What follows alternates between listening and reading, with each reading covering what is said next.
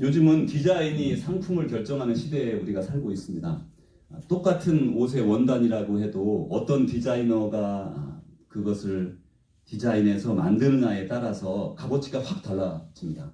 또 어떤 사람이 그것을 만져서 이렇게 옷을 바꾸어서 자기 몸에 맞게 했느냐에 따라 또 가격이 수선하는 사람에 따라도 달라지고 또 그렇게 됩니다. 버밍햄이라고 하는 알라바마 지역에 그 포항제철이 들어왔습니다. 포스코라고 그렇게 부르던데 거기에 그 강철 강판 이렇게 가끔 에이틴 윌러 같은데 싣고 다니는 거 보실 거예요. 이렇게 철판을 두껍게 말아가지고 가서 이렇게 가지고 와서 여기선 뭐 주물을 부어서 만드는 건 아니고요. 그걸 가지고 오면 그 롤을 펴서 그 자동차 회사에 뭐 문이면 문, 뭐 트렁크면 트렁크, 뭐 이런 걸 딱 잘라서 보내주는 회사입니다. 그래서 이제 이 회사에 그 철판들이 많이 들어오는데 재밌는 거는요. 그 철판이 똑같은 철판인데 어느 회사로 가느냐에 따라 자동차 가격이 달라집니다. 물론 철판이 더 굵고 얇은 것도 이렇게 따로 오겠죠. 그렇지만 똑같은 거라 해도 그 차의 브랜드에 따라 똑같은 철판인데 가격이 달라진다는 거죠. 또 대부분 사실 물건들이 포장이 좋으면 사람들에게 좋게 인식되고 잘 팔리는 게 사실이에요. 그런데 말이죠. 사람들에게도 포장지로 속을 감추고 속일 수 있는 그런 좋은 직업들도 있습니다. 그 가장 대표적인 직업이 뭐냐면 목회자예요. 목사, 뭐 전도사 이렇게 부르는 사람들입니다. 또 의사도 그래요. 의사도 이렇게 겉으로 보기에 포장지가 좋은 그런 사람에 속합니다. 교사, 교수 뭐 이런 분들도 그렇습니다. 여기는 이유가 있는데 그 직업 자체가 꼭 남을 위해 사는 것으로 이렇게 인식되는 직업이기 때문에 사실 하는 일 자체가 대부분 모든 것이 남을 위해 사는 것이거든요. 우리는 사실은 어떤 사람이 이렇게 옷을 수선해 준다고 한다면 그 수선해 주는 사람은 나를 위해 수선을 하는 게 아니라 다른 사람을 위해 수선을 하고 있는 거예요. 자동차를 고치는 사람은 물론 돈을 벌지만 내 자동차를 내가 고치는 게 아니죠. 다른 누군가를 위해서 자동차를 고쳐 주는 것입니다. 그래서 이 사실은 대부분의 일들이 남을 위하는 일이지만 그렇게 인식되지 않아요. 그러면서 목사나 의사나 뭐 선생님이나 교사나 교수나 이런 사람들이 그 외적으로 볼 때 그렇게 선을 베푸는 그런 기능이 있기 때문에 그렇게 보이는 것 같아요. 이제 오늘 우리들에게 소명 이야기를 이제 하나씩 생각해 보려고 하는데 먼저 성경에 나타난 하나님의 말씀으로 이것을 생각해 보려고 합니다. 여기에는 익숙한 분도 있고 익숙하지 않은 분들이 있는데 먼저 이렇게 생각해 보죠. 소명이 뭐냐? 소명 살다 보면 그렇게 사는 거지 뭐 특별한 소명이 우리한테 뭐 있어야 되나? 그런 생각도 들어요. 그렇지 않습니까? 인생의 목표도 없는 경우가 얼마나 많습니까? 살다 보면 그냥 이렇게 사는 거지 내가 뭐 꼭 목표대로 되나? 젊었을 때야 뭐 이것도 내고 싶고 저것도 내고 싶고 하지만 나이가 어느 정도 들어가면요 스스로를 깨닫습니다. 그리고서는 그냥 이렇게 살아가는 것이구나. 이렇게 자포자기 혹은 적응을 하게 되죠. 근데 어떤 사람이 소명이 있었다고 생각을 해보세요. 소명을 자기가 느꼈어요. 근데 그러면 그 소명을 이루기 위해서 얼마나 애를 썼는가? 혹은 그 소명은 제대로 이루어지고 있는가? 그리고 그 소명을 이루기 위해서 나는 어떻게 하고 있는가? 이렇게 또 질문할 수 있습니다. 그런데요, 이게 교회에서 하는 소명 얘기 같이 들리지만 가만히 보면요, 인생 철학의 얘기예요. 우리가 철학적으로 생각할 때 임마누엘 칸트나 뭐 이런 많은 사람들이 얘기하는 철학자들이 얘기하는 게 인생의 목적이 무엇이냐 그거 아닙니까? 우리는 어떻게 살아야 하냐? 우리는 사람으로서 인간으로서 어떻게 살아야 할 것인가? 그 목적론. 우리가 인생은 무엇이며 어디로 와서 어디로 가는가? 나는 왜 살고 있는가? 그러면 내 삶의 의미와 목적은 무엇이냐? 이것을 찾는 게 너무나 소중해요. 그게 없는 분들은 일찍 돌아가세요. 왜냐? 목적이 없으니까. 삶의 의미가 없으니까 그냥 하루하루 살 때는 젊으니까 살죠. 용기가 있고 힘이 있고. 그러나 나이가 들면요.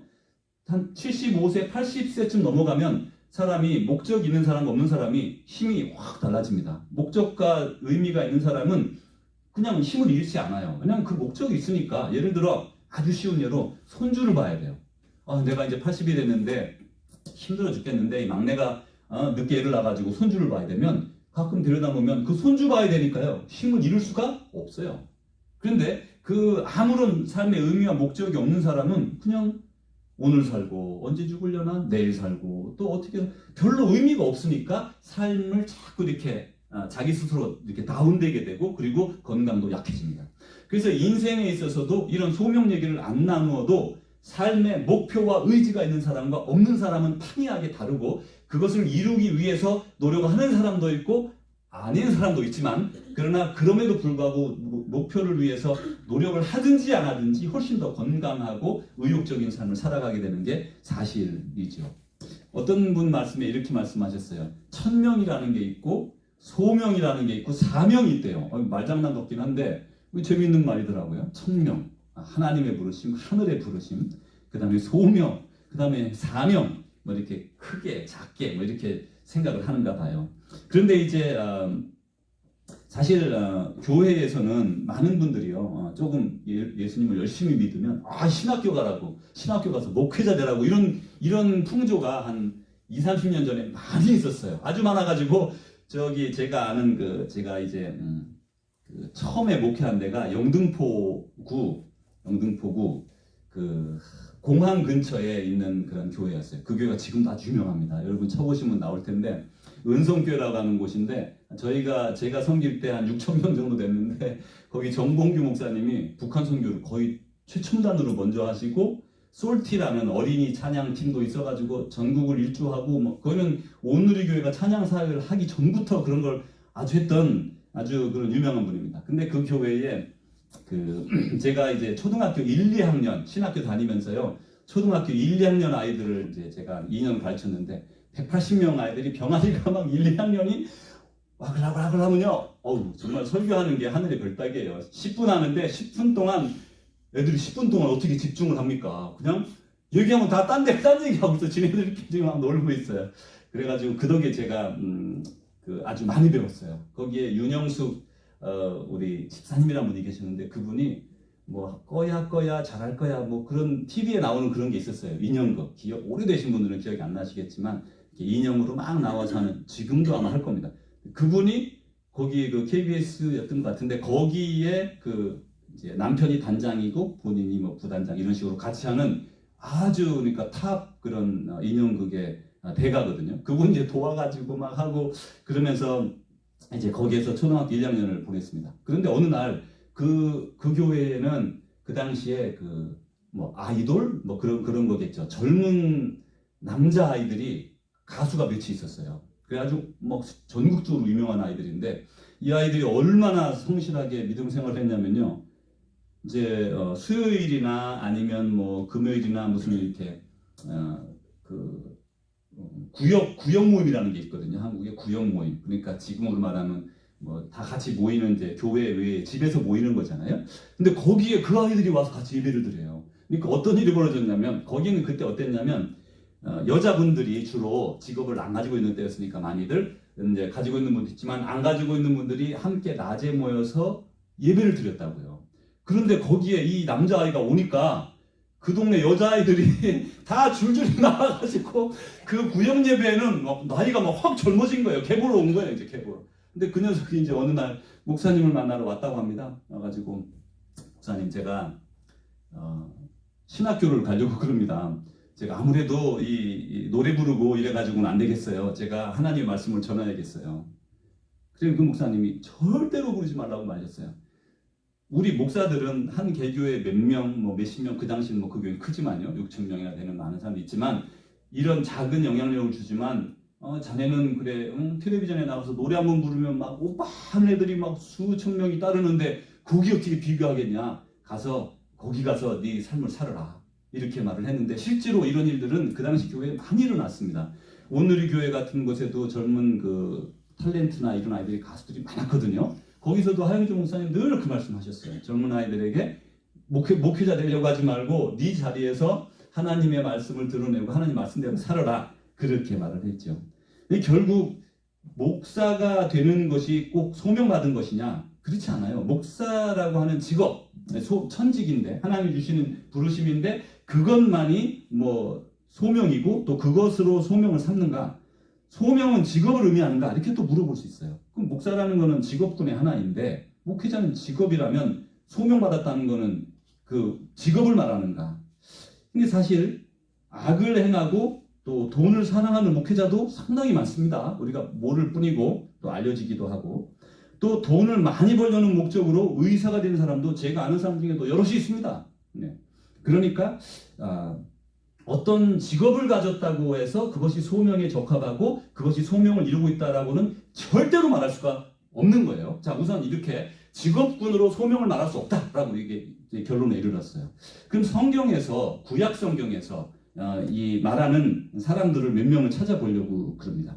구약에 보면 이렇게 부름을 받을 때에 사람들이 너 어떤 직업을 가져라 그런 게 있습니까 없습니까? 생각해 보세요. 아브라함을 부르셨는데 아브라함에게 너는 지금부터 목축업을 해라 이렇게 말씀하실 필요가 없었어요. 거기는 목축업밖에 없었기 때문에 직업이 없어. 그냥 하면 그냥 목축업이에요. 그냥 지나다니다가 농사 좀 짓고 그거밖에 없어요. 그러니까 직업군으로 불렀다는 것은 구약에는 거의 찾아보기 어렵습니다. 그러니까 직업적으로는 좀 아닌 것 같구나 이런 생각을 하게 되고, 아브라함 또 그의 아들 이삭 또 그의 아들 야곱 뭐 이렇게 쭉 내려오면서 다 그냥 목축업하면 그냥 보통 사람이었고, 하나님은 그의 삶의 자리에서 그를 불러서 너는 나를 따르라 이렇게 하신 거예요. 자, 이제 여기에서 보면 어떤 직업 때문에 뭐 소명이 있다 없다 이렇게 말할 수는 없다. 딱 이렇게 잘라서 우리가 이제 말하면서 시작을 하려고 합니다. 그런데 이제 모세의 경우를 보니까 유대인의 아들이지만 하나님께서 그 당시 그 파라오가 다 이 유대인 아이들은 죽여라 그랬지만 하나님의 도우심으로 살아나고 바로 왕궁에서 바로 파라오의 딸에 입양되어서 거기서 살게 되었죠. 그렇지만 그가 살인하게 되고 도망하게 되고 그리고 미디안 광야로 도망가서 거기에서 이제 나이 많아 결혼을 했지만 나이 많아 장인의 양을 치는 그런 한 사람이 되었습니다. 그 한번 생각을 해보시죠. 한 70쯤 됐는데, 여러분이 70쯤 됐는데 장인이 계세요. 장인이 꼭 나이가 많다 이렇게는 또 못합니다. 왜냐하면 그 부인이 젊을 수가 있는 거예요. 뭐 또 그건 모르는 일이에요. 그런 행운아도 있다고 그러더라고요. 뭐 지난번에 어떤 목사님이 설교 말씀에 부인의 복을 얻은 사람, 그래서 제가 막 얼마나 그걸 한동안 생각했는지 몰라요. 근데 하여튼 그런 복도 있다는데 그래도 뭐 어떻게 되는지 모르지만 하여튼 이 장인이 분명히 나이가 많은 거는 많았던 것 같아요. 이드로라고 하는 사람이 이제 장인의 양을 치는 70살이 돼서 자기 재산 하나 없고 그런 불쌍한 삶을 사는 한 노인이 있었단 말이에요. 근데 그 사람을 하나님이 부르셨어요. 그리고는 너는 내 백성을 애굽에서 이끌어내어 약속의 땅으로 데려가라 이렇게 말씀하셨어요. 이제 내가 너를 바로에게 보내어 너에게 내 백성 이스라엘 자손을 애굽에서 인도하여 내게 하리라. 내가 너를 파라오한테 보내가지고 너를 애굽 땅에서 노예됐는데 노예에서 인도하여 내게 하겠다 이렇게 말씀하신 거죠. 이게 소명인데 이 사람에게 받은 사명과 소명인데 직업을 주신 건 아니에요. 그런데 어쩌다 보니 이 직업이 지도자의 직분이 됐어요. 이끌어내라 하는 것 자체가 어디 있는 곳에서 거기도 장로들이 있고 해서 그 장로란 우리로 말하면 그 동네 리더입니다. 리더들이 있는데 거기에서 이끌어내라 새로운 일을 꾸미다 보니까 리더십 자리에 이르게 되었습니다. 그래서 많은 경우에 이렇게 리더십의 자리에 서는 경우가 있어요. 소명을 이루다 보면 리더십의 자리에 서게 됩니다. 그런데 거기서 하나님의 뜻을 알지 못하면 낭패를 보게 되겠죠. 아브라함이라고 하는 또 사람은 하나님께서 아브라함을 부르시면서 이렇게 말씀합니다. 너는 너의 고향과 친척과 아버지의 집을 떠나 내가 내게 보여줄 땅으로 가라. 내가 너로 큰 민족을 이루고 내게 복을 주어 내 이름을 창대하게 하리니 너는 복이 될지라. 그래서 쉽게 표현하면 너네 집 떠나가지고 내가 내게 보여줄 땅으로 가라 그랬어요. 이거 아주 재밌는 얘기예요. 하나님께서 아브라함을 부르시고 그래 너는 네 땅을 떠나서 내가 내게 보여주는 땅으로 가라 보내고 계시잖아요. 예수님은 뭐라 그러셨냐면 너는 나를 따르라. 내가 너희로 사람을 낳는 어부가 되게 하겠다. 자, 이게 달라요. 구역하고 신약하고요. 이 부르심의 어떤 게 다른데 왜냐면요. 성령님이 이 땅에 오시기 전까지는 어떤 특별한 사람에게 성령님이 임하셨고 그 임하심으로 같이 이렇게 하나님의 사역을 할 수가 있었습니다. 그런데 그래서 가라는 거예요. 성령님께서 임하셨고 나아가라. 그런데 여기서 다시 예수님은 너는 나를 따라 오너라. 그리고 나서 나중에 마태복음 28장에 그런 모든 제자들에게 주는 사명에서 온 세상 끝까지 가서 모든 사람을 제자로 삼으라 이렇게 말씀하시죠. 그래서 이제 성령님의 임재 그리고 임재 속에 우리를 파송하는 것을 볼 수가 있어요. 그게 결국 이제 우리가 무슨 직업을 갖든지 무엇을 하고 살든지 하나님의 아버지의 뜻을 따라 사는 게 소명이라는 게 성경에서 보여주는 지금까지의 모습입니다. 이제 조금 더 진행을 해보려고 그럽니다. 페르시아에 한 왕비가 있었는데 좀 도도했다고 합니다. 아주 예뻤다고 그래요. 혹시 이 중에 아직 결혼 안 하신 분들은 또 앞으로 결혼하실 분들은 여자를 보거나 아니면 배우자를 선택할 때 겉모습에 현혹되면 절대 안 돼요. 겉모습은 사실 겉모습에 불과하고 정말 사람은 마음을 봐야 돼요. 그거를 보지 못하면 이제 평생 고생을 많이 합니다. 마음 속에 그 사람의 어떤 심성을 가졌는가가 매우 중요하고, 그리고 믿음이 있다고 해도요, 같이 교회를 다녀도 믿음이 무조건 있으니까 됐다 그게 아니고, 믿음 가운데 온전한 신앙을 가지고 있나? 아니면 그냥 교회만 왔다리 갔다리 하는 사람이냐? 정말 달라요. 그래서 그런 걸 자세히 봐야 되죠. 근데 이제 그 왕비가 아주 왕에게 함부로 했습니다. 그러자 이제 그가 폐위되고, 이제 에스더라고, 이제 왕비를 간택할 때 에스더라고 하는 여자가 되었어요. 새로운 왕비가 되었습니다. 여기서 하나님이 에스더에게 너 왕비 되라 라고 짭으로 준 게 아니라는 거예요. 그냥 살다 보니까 하나님께서 불러주셔서 그 삶으로 왕비가 됐네? 얼마나 좋아요. 그죠? 왕비가 된 거예요. 신데렐라 같이 된 거죠. 그런데 그의 민족이 어려움을 당할 때 하나님께서 그를 부르셔서 이건 제가 안 나눴군요. 그를 부르셔서 그에게 그 민족을 죽음으로부터 구하게 하시죠. 그러니까 내가 오늘 어떤 자리에 부름을 받아 잘나서도 아니고, 물론 에스더가 예뻤겠죠. 네, 예뻤을 거라고 생각은 합니다. 그렇지만 지혜로웠다는 건 우리가 성경에서 알 수 있는데, 이 지혜로운 여자가 왕비가 되어서 그 상황에서 자기의 주어진 가진 것 가지고 하나님을 섬기게 되는 거예요. 사람을 섬기게 되는 거예요. 또 여기에 다른 이런 사람이 있는데, 요셉이라고 하는 사람입니다. 요셉은 형제들에게 미움받고 팔려가서 노예되고 말이죠. 고대 세계에서 노예가 되고, 또 보디발의 집에 팔려가 종이 되었는데 그 집에서 그 젊은 아주머니가 유혹을 하는 거예요. 젊은 총각이 아주머니가 유혹을 하는데 얼마나 이게 몸이 피가 끓고 그렇겠어요. 그렇지만 하나님 앞에 두려움을 느끼고 그로부터 떠나갔다가 모함을 받고 감옥에 가고, 이제 여러 가지 일들이 발생하는데 보세요. 가정 총무로 노예로 있을 때도 하나님 뜻대로 살았고요. 감옥에 가서도 하나님 뜻대로 살고요. 나중에 그가 꿈을 잘 해석하면서 지혜를 가졌다는 것을 알게 돼서 총리가 됐습니다. 애굽의 국무총리가 됐는데 이집트의 국무총리가 되어서도 하나님의 뜻대로 살아가는 거예요. 결국 여기서 우리가 다시 또 한번 보면 하나님은 요셉을 종으로 부르신 것도 아니고요. 간수로 부른 것도 아니고요. 총리로 부른 것도 아니에요. 그렇게 했다고도 할 수 있지만 직업으로 부르셨다기보다는 그 상황 속에서 하나님의 뜻대로 살아라 라는 그 마음 속에 주시는 마음으로 그를 부르신 것을 우리가 이제 또 깨달을 수가 있는 거죠. 구약은 이런데 이제 신약으로 한번 넘어가 보면, 신약에서는 예수님의 12 제자들 모두가 이제 부름을 받습니다. 근데 특이한 건 구약과 달리 신약에서는 예수님이 막 이제 이 그물을 던지고 그물을 씻고 있거나 그물을 던지고 있는 이런 사람들에게 너는 나를 따라오너라. 내가 너희로 사람을 낳는 어부가 되게 하겠다. 그러니까 좀 특별한 부름이 있어요. 왜냐하면 예수님께서 이렇게 12명만 부르십니다. 이 당시에 예수님을 따르는 사람이 얼마나 있었냐면요. 어림잡아 100여 명, 200여 명 훨씬 더 많았어요. 예수님 옆에는 늘 많은 사람들이 따랐고 예수님이 실제로 사랑했던 사람이 또 성경에 나오는데, 그가 누구냐면 부자인 한 젊은 관원이 있었어요. 관원이란 우리로 말하면 거버너나 말이죠. 뭔가 좋은 직책을 가진 사람이었어요. 근데 여러분 가만히 보세요. 젊은 사람이 부자가 되는 게 여러분 쉽겠습니까? 어렵겠습니까? 한번 딱 지금 우리 시대에도 생각을 해보세요. 우리는 벤처 시대에 살잖아요. 지금도 20대나 이런 사람들이 부자가 되는 게요, 정말 어렵습니다. 그나마 구글이 있고 말이죠. 지금은 이런 디지털 세상이라 조금 열렸지만요, 불과 20, 30년만 해도 아버지가 돈 안 줬으면 부자인 청년이 거의 없다는 얘기예요. 근데 이 청년은 어떻게 된 내용인지는 모르지만 어쨌든 부자가 되었어요. 그리고 관원으로 이미 많은 좋은 직책을 가지고 있는 사람이에요. 예수님께서 그를 보시고 사랑했다 그렇게 말씀하셨어요. 그리고 너는 나를 따르라. 네 가진 거 다 팔아서 주고 너는 나를 따르라.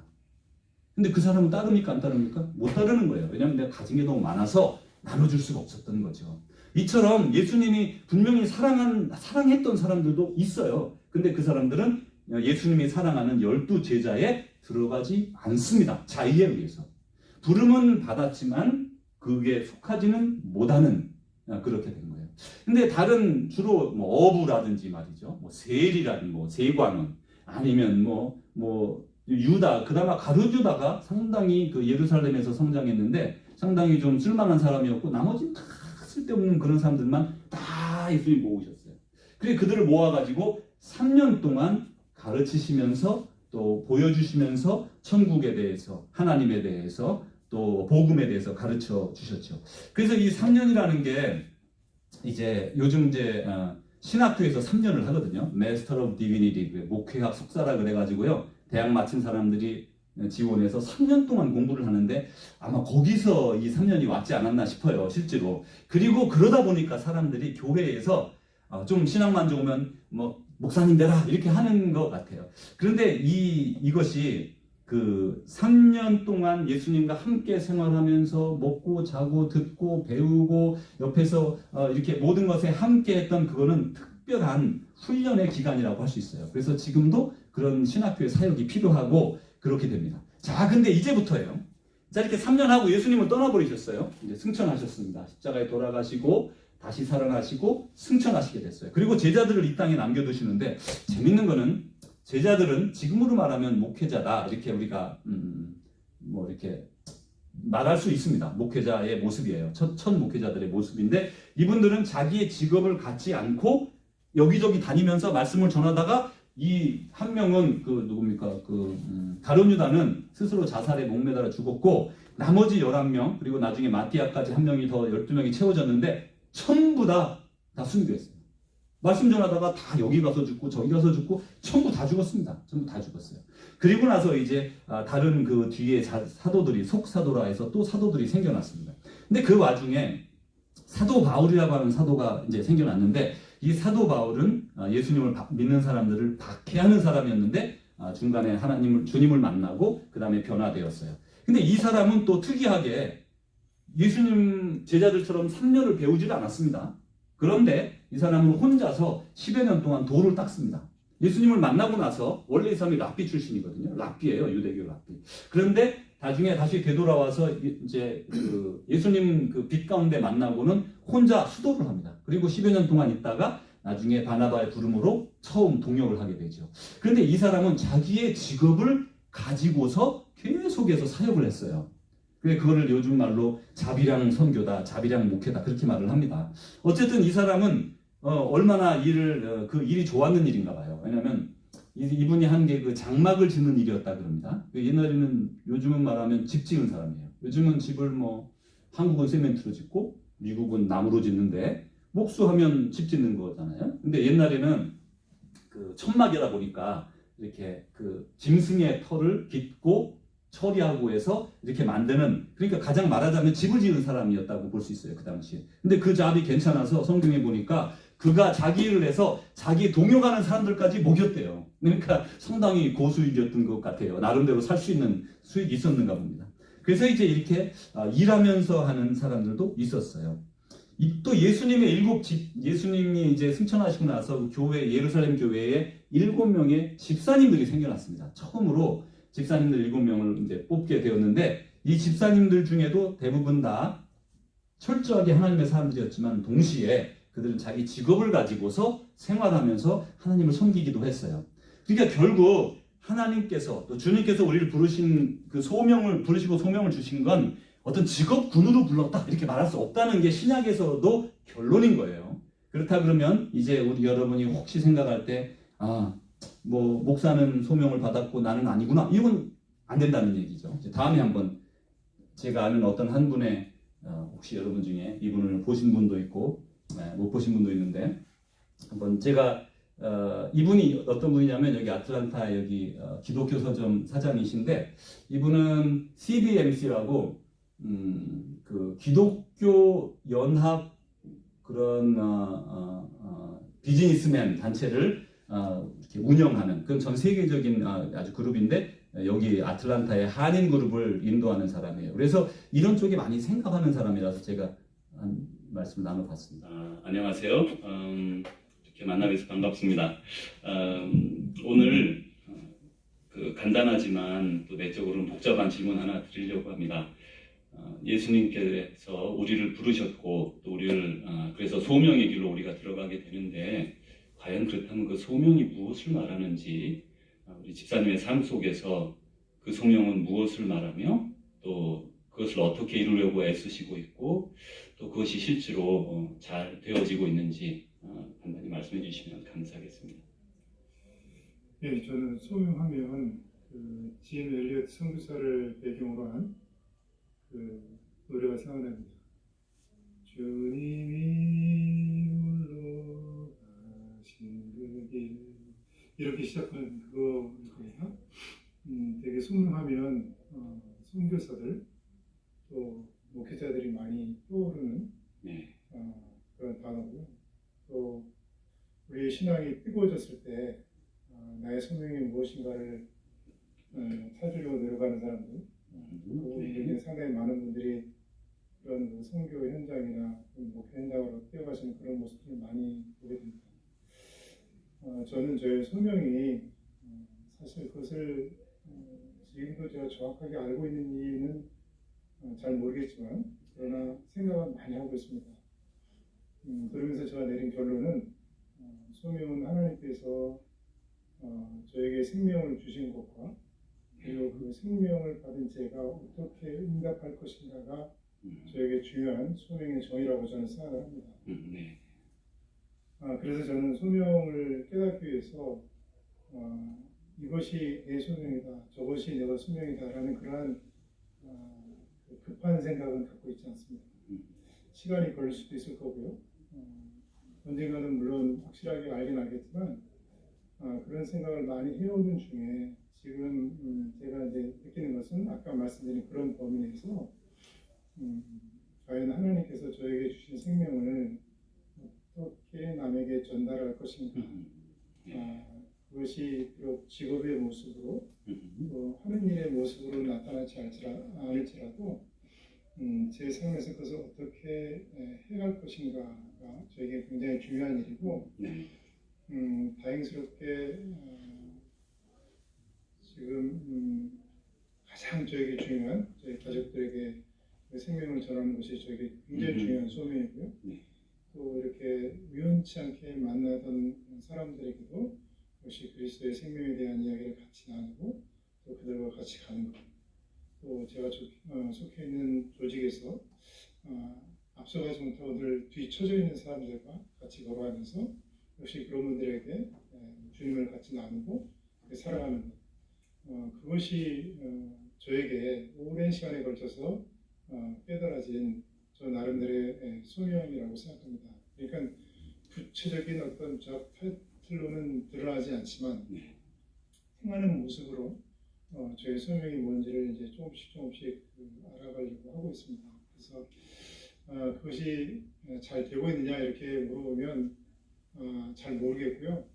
다만 이제 상대방이 이것을 받든 안 받든 같이 해가려고 하고 너무 들리지 않고 좀 기다리면서 같이 가려고 하는 것, 그것이 이제 저의 해야 할 일인 것 같고 다행스럽게도 가장 가까운 저희 가족 내에서는 그 소명의 이루어져감이 조금씩 보이고 해서 저는 정말 다행스럽게 생각합니다. 그런 것들이 이제 좀 저희 지역사회의 많은 분들과 더 이렇게 넓어져 갔으면 하는 그런 생각입니다. 이것이 제가 갖고 있는 소명에 대한 전반적인 생각이라고 볼 수 있을 것 같습니다. 네, 집사님 감사합니다. 우리 아틀란타 그 블루스 그 백사번 H마트 몰 안에서 기독교 서점을 운영하시는 최석은 우리 형제님의 말씀이었습니다. 집사님 감사합니다. 안녕하세요. 네, 이제 다 끝나가는 시간입니다. 이번에 이분이 생각하는 말씀도 한번 좀 고려해 볼 만한 아주 오랫동안 생각한 사람으로서 비즈니스맨으로서 크리스찬으로서 어떻게 살 것이냐, 나의 소명은 무엇이냐 이 고민을 상당히 오랫동안 했던 사람의 생각입니다. 예수님의 소명은 뭐냐? 교주였냐? 선생님이었냐? 뭐라고 말을 할까요? 예수님은 오셔서 하나님 나라를 전파하시고 복음 선포하시고 병을 낫게 하시고 그다음에 귀신 들린 사람들 귀신 쫓아내시고 그리고 마지막으로 십자가에 달리셔서 우리 모든 인류를 위해서 돌아가 주신 것. 그게 그의 소명이고 사명이고 그의 삶이었죠. 근데 그거보다 더 먼저 그분은 하나님이심에도 불구하고 인간의 육신의 몸을 입고 우리와 함께하기 위해서 우리에게 오셨다는 것. 그게 가장 큰 그분의 일 중에 하나예요. 제가 아는 한 친구 얘기를 하고자 합니다. 30년째 국어 선생을 하고 있는 한 친구가 있는데 인천의 어느 여자 고등학교에서 국어 선생을 하고 있습니다. 어려서부터 국어 선생을 해서 살아야지 그렇게 생각하고 국어 국문과에 와서 공부를 하고 그리고 이제 대학원에까지 가서 열심히 공부를 하고 더 잘 가르치려고 이렇게 그리고 또 그 친구가 그 교회에서 아주 이렇게 헌신적으로 예전부터 그랬거든요. 대학 때도 참 성실하고 헌신적인 그런 친구였는데 역시 또 그 교회에서도 열심히 섬기고 그리고 학교에서 마치 정말 교회처럼 아이들을 섬기는 그런 좋은 제가 생각할 때 참 좋은 소명을 이루는 사람 중에 하나라고 생각합니다. 근데 그 친구가 정말 잘하는 게 하나 있어요. 잘하고 있고 잘했고 지금도 잘하고 있는 게 있는데 이 친구가 아주 그 사나이 중에 사나이고요. 아주 사나이 같은 친구입니다. 그런데 이 친구의 생김새 외모가 너무 출중하지는 않아가지고 그 수천 명의 그 마음의 그 아주 마음 어린 고등학교 여학생들을 마음을 후이지 않았다는 거. 제가 그게 정말 이 친구의 큰 잘한 일이라고 생각이 들어요. 하여튼 이 친구는 자기가 받은 그 국어라는 걸 잘 가르쳐야 되겠다는 그 생각으로 차 있고 그것으로 자기는 소명을 삶아 지금도 학생들 하나하나 그 여학생들이 참 감수성이 예민하잖아요. 그런 아이들에게 이렇게 그들의 마음을 들어주고 이렇게 그들과 상담하고 이야기하고 그런 좋은 선생님 하나가 얼마나 중요합니까? 목사님하고 교회 전도사님하고는 그런 상의를 못 해도요. 아이들이 선생님한테는 가서 그런 고민을 나눌 수가 있는 거예요. 근데 그 사람은 선생이지만 정말 큰 위대한 일들을 하고 있는 것을 제가 보게 됩니다. 나에게 무엇이 맡겨졌든지 직업이 무엇이든지 환경이 어떻든지 우리는 우리의 예수님이 주신 마음으로 하나님의 나라와 의를 이뤄가는 것 그게 우리가 받은 모든 사람의 소명이라고 생각합니다. 죄와 벌 또 부활 이런 글을 쓴 레오 톨스토이라는 사람이 있지 않습니까? 이 사람이 이렇게 말했어요.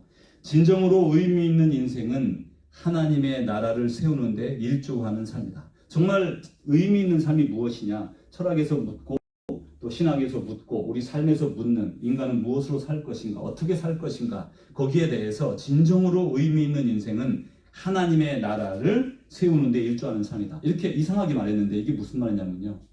사랑하는 삶이다 이 말이에요. 사랑해야 된다는 거예요. 어쨌든 우리는 하나님의 사랑을 받아 하나님의 사람이 되었고 그 사랑으로 사람들을 사랑하라. 그게 하나님이 우리를 부르신 소명이죠. 사람마다 다 받은 게 달란트가 달라요. 또 달란트가 있지 않습니까? 나이가 들면 또 좀 달라져요. 어떤 사람들은 달란트가 많아지기도 하고 어떤 사람들은 줄어들기도 하고 또 달란트가 이런 달란트가 있었는데 나이가 드니까 이렇게 달라지기도 하고 그래요. 그래서 이 달란트는 또 소명은 젊어서만 뭐 청년 때만 중년 때만 받는 게 아니라 어려서부터 아주 어른이 될 때까지 그리고 나이가 들어 하나님 앞에 가기 전까지라도 우리는 소명을 받아 사는 거예요. 주님의 뜻대로 하나님의 나라를 이 땅에서 이루고 사랑으로 사람들을 돕고 섬기고 세워주는 것 그게 바로 우리 그리스도인으로서 우리가 주님께 받은 소명의 길임을 생각합니다. 직업은 무엇이든지 좋아요. 남을 해치지 않는 한 여러 가지 직업을 가질 수 있습니다. 여러분이 하는 대부분의 일들은 아주 좋은 일입니다. 저는 그 어떤 한 주인의 고민을 들어본 적이 있습니다. 이분이 리커 스토어를 하는 분이에요. 여러분 리커 스토어가 뭔지 아시죠? 이렇게 술을 파는 곳인데 이분이 크리스찬이세요. 근데 크리스찬이 왜 리커 스토어를 하지? 이렇게 하면서 그런 생각들을 하고 교회에서도 이렇게 능총을 받았어요. 아유, 저 사람은 저거 아무리 생활을 위해서 하지만 다른 걸 하는 게 좋은데, 이런 말을 많이 들었습니다. 그런데 그분이 고민이 있는 거죠. 이게 자기 생각엔 그렇다는 거예요. 마음이 울적한 사람이 술을 한잔 할 수도 있고, 또 부부간에 이렇게 저녁 식사하고 나서 이렇게 와인도 한 잔씩 기울일 수 있고, 목사님 그런 거 아니에요? 목사님은 술 안 드세요? 그래가지고 저는 참 불행하게도 술은 별로 좋아하지도 않고 먹어보지도 않았고 뭐 좋아하는지 안 좋아하는지도 모르겠습니다. 이제 그랬지만 저희 형님 중에 뭐 한둘은 아주 술을 또 즐깁니다. 집에서 저녁에 그냥 반주를 꼭 우리 형수님과 같이 드시고 그렇게 돈독하게 지내는 분들도 있어요. 그분의 고민은 나는 이것을 사랑으로 이렇게 이제 나누고 싶다는 거죠. 근데 세상에 보는 눈빛은 리커스토어를 하는 크리스찬, 이렇게 낙인을 찍어서 자기는 속이 상하다. 사실 그 중에 이렇게 중독된 분도 있지 않겠습니까? 뭐 그건 다 사람 나름이겠죠. 그렇지만 우리가 특별히 악을 행하는 직업이 아니면 하나님은 우리에게 많은 다른 사람을 위한 그런 삶을 살으라고 직업을 준 거예요. 제가 아는 어떤 한 의사 선생님은 암을 고치는 의사 선생님인데 자기가 암에 걸렸어요. 근데 여러분, 자기가 자기를 수술할 수 있어요, 없어요? 못하는 거예요. 정말 안타깝더라고요. 그분이 아주 전국적인 아주 유명한 암 수술, 외과 수술 의사인데 자기가 걸렸는데 자기를 친구의 손에 맡기더라고요. 방법이 없죠? 자기는 자기를 못 고쳐요. 자기가 대가인데.